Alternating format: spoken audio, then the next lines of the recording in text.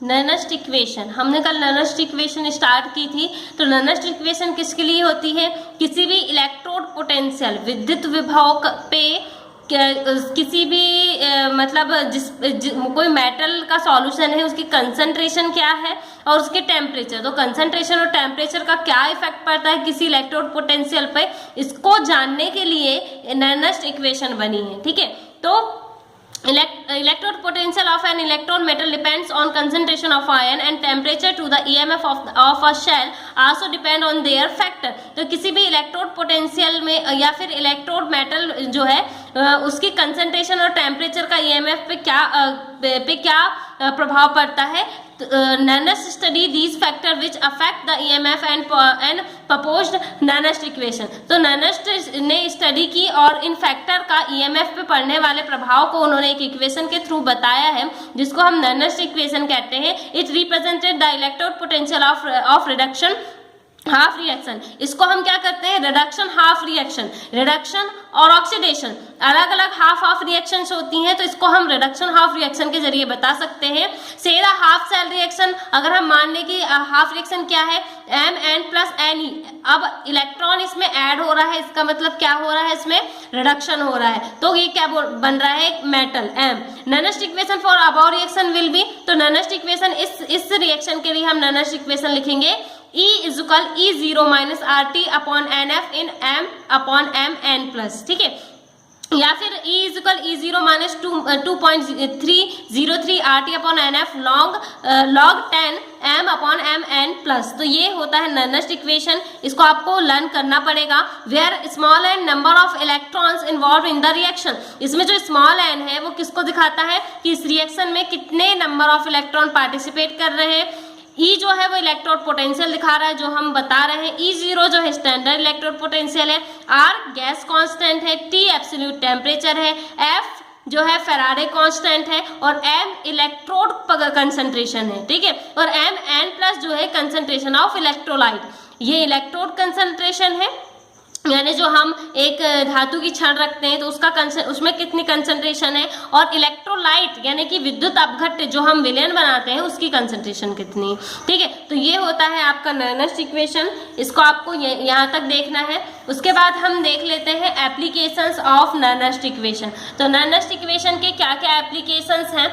सबसे पहला है the effect of change in temperature on EMF of cell can be study by this equation on increasing temperature EMF decrease. तो हम क्या कर सकते हैं, नर्नेस्ट इक्वेशन के जरिए हम EMF पर टेम्परेचर चेंज करने पर क्या प्रभाव होगा उसको इस इक्वेशन के जरिए बता सकते हैं। ठीक है, जैसे कि अगर हम टेम्परेचर इंक्रीज करते हैं तो EMF जो है वो घट जाता है, विद्युत वाहक बल। ठीक है, electromotive force, the effect due to the charge in concentration of electrolyte और on EMF can be study by this equation. तो इस इक्वेशन के जरिए हम EMF पर इलेक्ट्रोलाइट के कंसंट्रेशन से होने वाले चेंज की स्टडी कर सकते हैं। The effect on EMF due to the change of concentration of electrode can be study by this equation. इस इक्वेशन में हम इलेक्ट्रोड की कंसंट्रेशन चेंज होने का EMF में प्रभाव देख सकते हैं। Equilibrium constant of equation of the reaction can be calculated at equilibrium with the equation. इस इक्वेशन के जरिए हम क्या करते हैं कि इक्विलिब्रियम कांस्टेंट निकाल सकते हैं। ठीक है, work done by the cell can be calculated, cell के द्वारा कितना काम किया गया है वो निकाल सकते हैं। जैसे E1 और E2 जो है वो पोटेंशियल डिफरेंस है और इनिशियल और फाइनल स्टेट का, E1 और E2 इनिशियल और फाइनल स्टेट का पोटेंशियल डिफरेंस है, इसके जरिए हम वर्क निकाल सकते हैं। Total work done by cell can be calculated, और हम यहाँ वर्क निकाल रहे हैं और यहाँ पे टोटल वर्क निकाल सकते हैं। ठीक है, total change in free energy of cell can be calculated by this equation. इस इक्वेशन के जरिए सेल में जो फ्री एनर्जी जो है, मुक्त ऊर्जा जो है उसका उसमें कितना चेंजेस हो रहा है वो भी हम इसके जरिए निकाल सकते हैं। ठीक है, अब हमको देखना है नेक्स्ट है सम कमर्शियल सेल बैटरी, व्यावसायिक सेल बैटरी जिसको हम कहते हैं। ये क्या होती हैं, ऑल सेल्स और batteries which are source of electric energy और इलेक्ट्रोकेमिकल सेल्स। वो सभी बैटरी या वो सभी सेल जिससे हम जो एनर्जी का सोर्स होती है, जो इलेक्ट्रिक एनर्जी का सोर्स होती है, उसको हम इलेक्ट्रोकेमिकल सेल कहते हैं। In this electricity is proposed by chemical reaction, इसमें इलेक्ट्रिसिटी जो है वो किससे मतलब कैसे बनती, केमिकल रिएक्शन के थ्रू।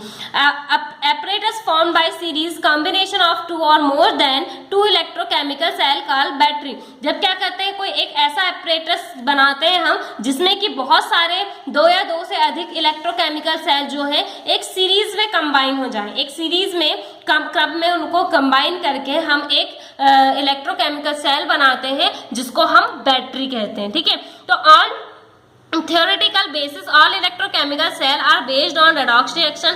कहा जाए सैद्धांतिक रूप से तो हर इलेक्ट्रोकेमिकल सेल जो है वो redox reaction पर बेस होता है। A good cell और battery should have the follow property। एक अच्छे बैटरी में क्या क्या क्वालिटी होनी चाहिए, it should be light and compact, ये संघनित होनी चाहिए, हल्की होनी चाहिए, it should be rechargeable, आप इसको रिचार्ज कर पाए, should be cheap, ठीक है, सस्ती होनी चाहिए, वोल्टेज should be constant, इसका वोल्टेज कांस्टेंट होना चाहिए। और गैल्वेनिक सेल में भी categorise into two group. Galvanic cell जो अभी हमने पीछे पढ़ा है उसको हम दो भागों में बांटते हैं, प्राइमरी और सेकेंडरी सेल। प्राइमरी सेल क्या होते हैं, such type of cell become dead after some time as their chemical reaction stop. तो ये प्राइमरी सेल में वो सेल आते हैं जिसको आप एक बार इस्तेमाल करते हैं या केमिकल रिएक्शन जैसे ही आपने स्टार्ट की और जैसे ही आप उसको स्टॉप करते हैं उसके बाद ये खत्म हो जाती है, यानी दोबारा आप इसको यूज में नहीं ला सकते। This can not be recharge, therefore this cell are irreversible, आप इसको दोबारा चार्ज नहीं कर सकते, इसलिए ये इरिवर्सिबल होती है। ठीक है, अनुत्क्रमणीय। Example of such type of cell are dry cell and mercury cell. तो मर्क्यूरी और ड्राई सेल इसके एग्जाम्पल है। अब ये वर्क कैसे करता है तो हम ड्राई सेल से समझ सकते हैं। It is the compact form of Leclanche cell. तो इस तरीके से ये लैक्लांस सेल के जैसा ही होता है। This cell is made up of zinc vessel acting as anode and a graphite rod which act as a cathode in the surrounding by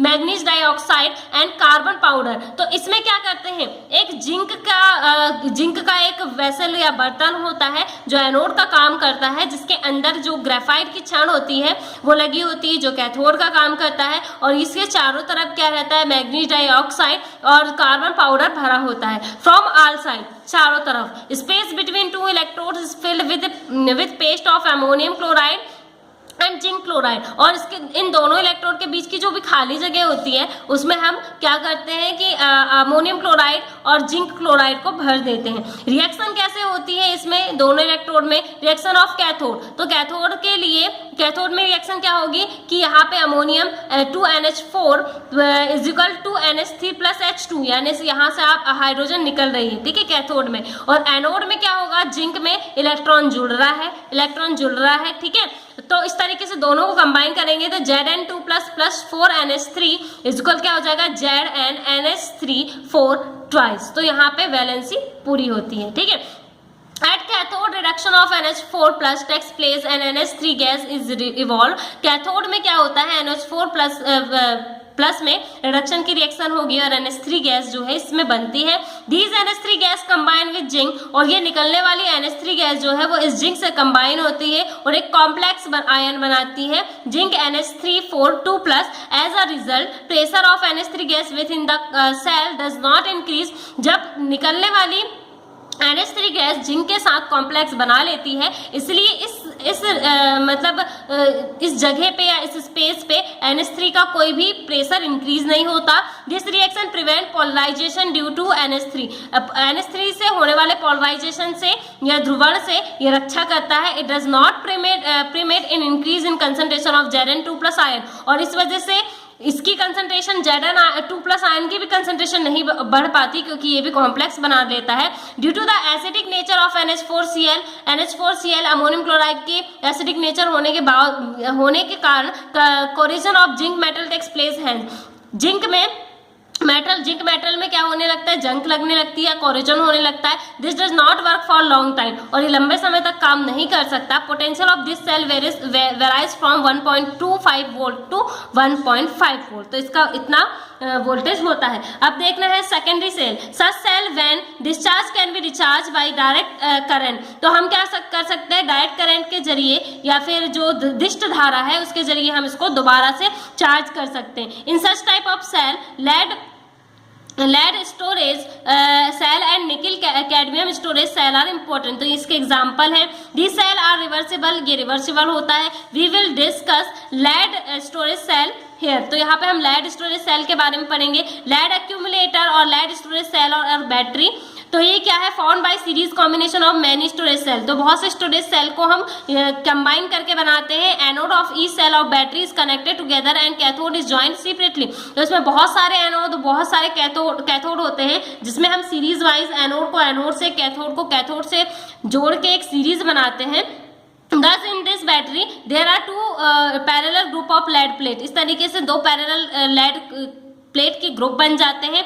one group work as anode और अनदर इज कैथोड। और इस तरीके से पहला group anode का काम करता है और दूसरा जो है वो कैथोड का काम करता है। ठीक है, जैसे कि इधर डायग्राम में आपका बताया गया है, ये देखिए, ये लेड डाइऑक्साइड, इसमें एनोड को जो है साथ में जोड़ा गया है और कैथोड को साथ में, इस तरीके से ये वर्क करता है। ठीक है, तो इसके बारे में आपको ज्यादा नहीं पढ़ना है, हमको देखना है फ्यूल सेल। फ्यूल सेल में क्या होता है, nowadays scientists have developed such cell in which chemical energy of fuel is directly converted into electrical energy। तो अभी के समय में साइंटिस्ट ने कुछ ऐसे सेल बनाए हैं जिसमें हम क्या करते हैं कि फ्यूल को डायरेक्ट ही इलेक्ट्रिकल एनर्जी में कन्वर्ट कर देते हैं। Such type of cell converted 74% chemical energy of fuel into electrical current energy. इसमें 74% केमिकल एनर्जी को आप इलेक्ट्रिकल एनर्जी में बदल सकते हैं। Normally for the conversation of chemical energy of fuel into electrical energy, heat energy is produce during fuel कंब्यूजन।